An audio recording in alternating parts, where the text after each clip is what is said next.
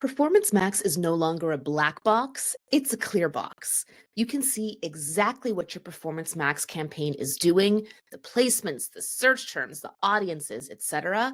But you can still only guide it rather than telling it exactly what you want to do. Because honestly, if you could tell Performance Max exactly what to do, it wouldn't be Performance Max anymore. It would be search or demand gen or video. So if you can't control directly what it does, but you can see what it does, how do you optimize a Performance Max campaign? Today, I'm going to share with you an excerpt from my SMX Master Class Google Ads Beyond Search. This is part of a 5-hour masterclass that I deliver for SMX, one of the leading search marketing organizations. They also run Search Engine Land, if you know, you know. And the reason I got permission to share this with you here is because I'm teaching an updated version of this masterclass again in April 2026. In this masterclass, we cover everything you need to know about audience and content targeting. We dive into Performance Max, demand gen, and video campaigns. I share specific examples of how to create effective creative for those campaigns. And new this time around, we're adding a whole section on advanced bidding as well. So please enjoy this excerpt about how to optimize a Performance Max campaign. And if you'd like to join me for the next SMX Masterclass Google Ads Beyond Search, simply follow the link in the episode description. I'm your host, Jyll Saskin Gales. I spent 6 years working for big brands at Google, and now I work for you. This is Inside Google Ads, episode 109, Optimizing PMax. Here we go. Performance Max is the default campaign type in Google Ads. When you create a new Google Ads account, if you haven't done that in a while, it will automatically get you to create a Performance Max campaign before you even complete your account setup. So Performance Max is the all-in-one AI-powered campaign type. It allows you to run search, shopping if applicable, display, video, Gmail, Discover, maps if applicable, every kind of inventory all out of a single campaign. This can be a good thing for some advertisers and a not so good thing for some advertisers.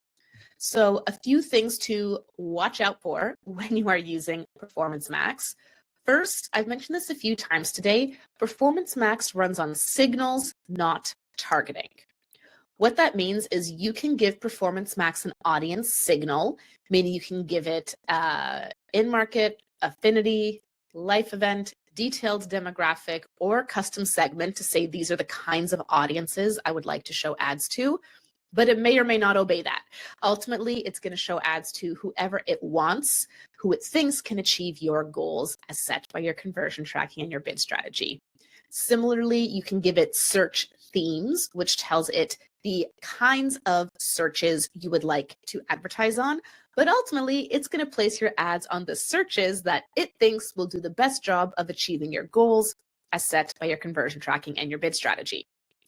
Next thing I'll say about Performance Max is it's really complicated, okay? You would think that by creating this all-in-one campaign type, that would make things easier, but actually running Performance Max is so complicated because there are so many different settings and different reports, and some of the things are the same as other campaign types. Like for example, there's now a search terms report in Performance Max, just like you'll see in search and shopping. But then other things are different, like in Performance Max, you have asset groups instead of ad groups, which brings different nuances. So I say all this to say, if you want to test Performance Max, which is a good idea to at least test for most advertisers, you must have two key things: full funnel conversion tracking and excellent creative. What do I mean by full funnel conversion tracking? If you're an e-commerce business or you're selling something like SaaS, the purchase happens online, someone clicks on your ad and goes to your website and gives you money and that's it, Performance Max can work really well for you. But if you work in a lead generation business, I know there was a question about this earlier with offline conversion tracking and sales to leads. So if the thing someone does on your website is fill out a form or book a meeting or call you, and then the actual giving you money happens later, either a day later, a week later, a month later, a year later offline, that is a lot trickier to get Performance Max to work. It doesn't mean it can't work for lead generation.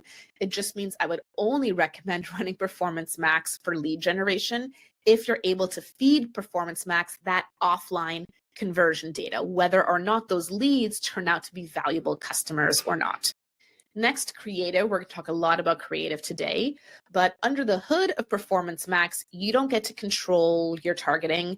You don't get to control which channel your ads show on. So the one key piece you do control, other than your conversion tracking and your bid strategy and your budget, is your ad creative, which could be your shopping feed if you have a shopping feed, text, image, and video. So creative is important in all Google Ads campaigns, but it's especially important in Performance Max because it's the campaign type where you don't get to pick who sees your ads at all.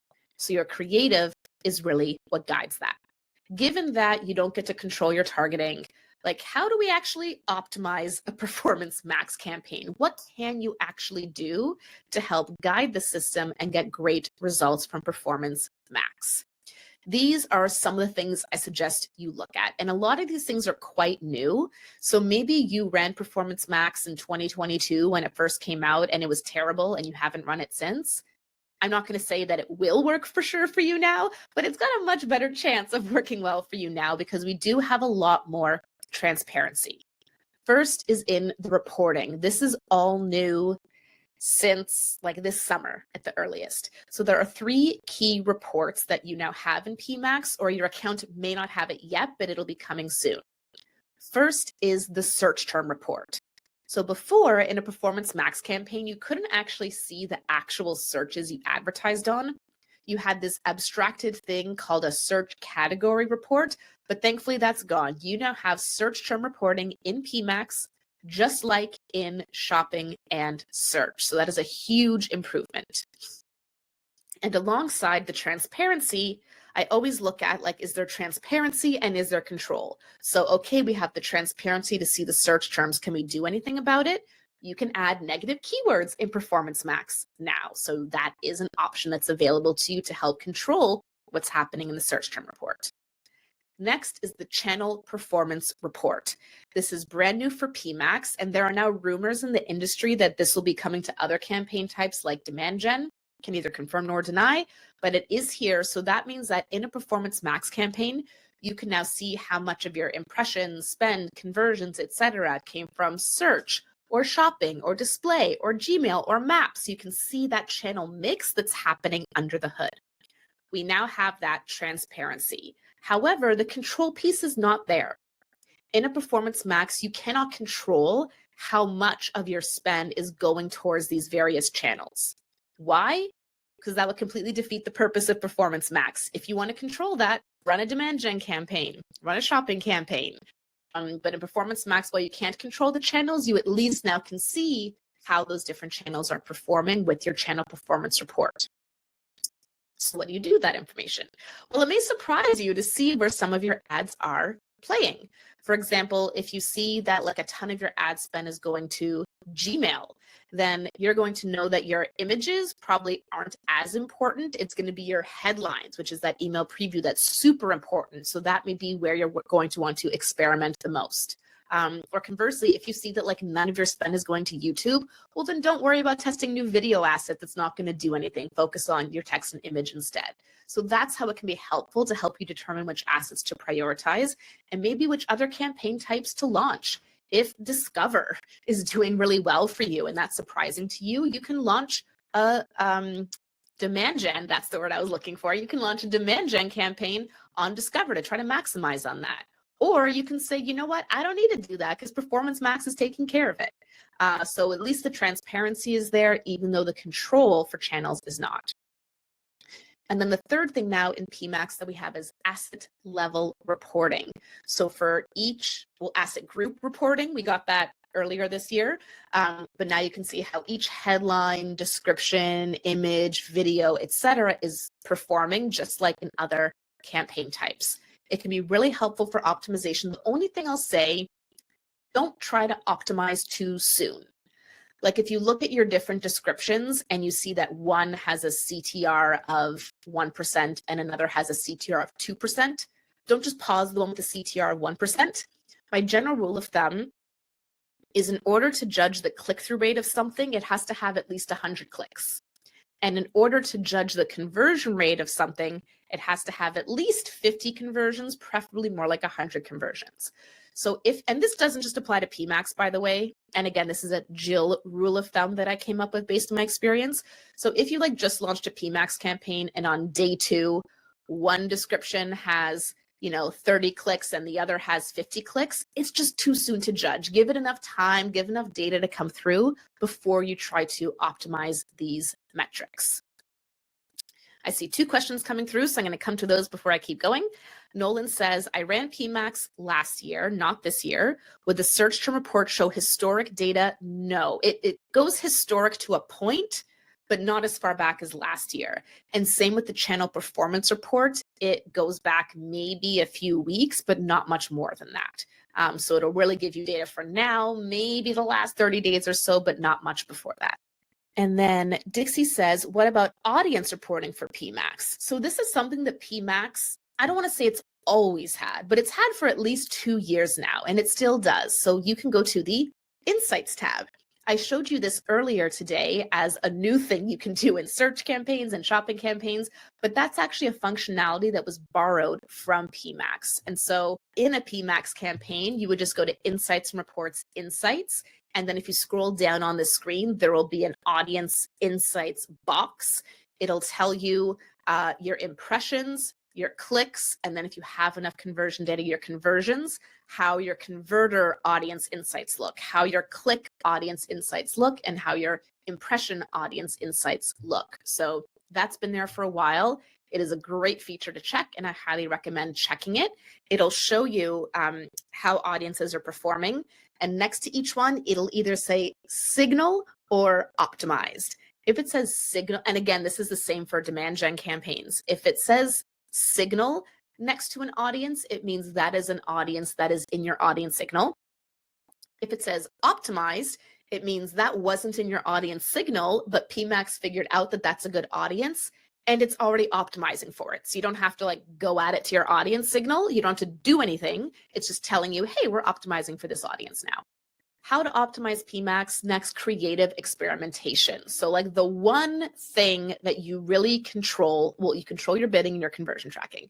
But other than that foundation, the one thing you really control inside your PMax campaign is your creative. So testing different creative, which we're going to get to a bit later today, text, image, and video is a great way to optimize PMax. For example, one client I'm working with, we started running PMax for this product, and it's a product that anyone can use, but if you're a pet owner, there's a really specific use case for it.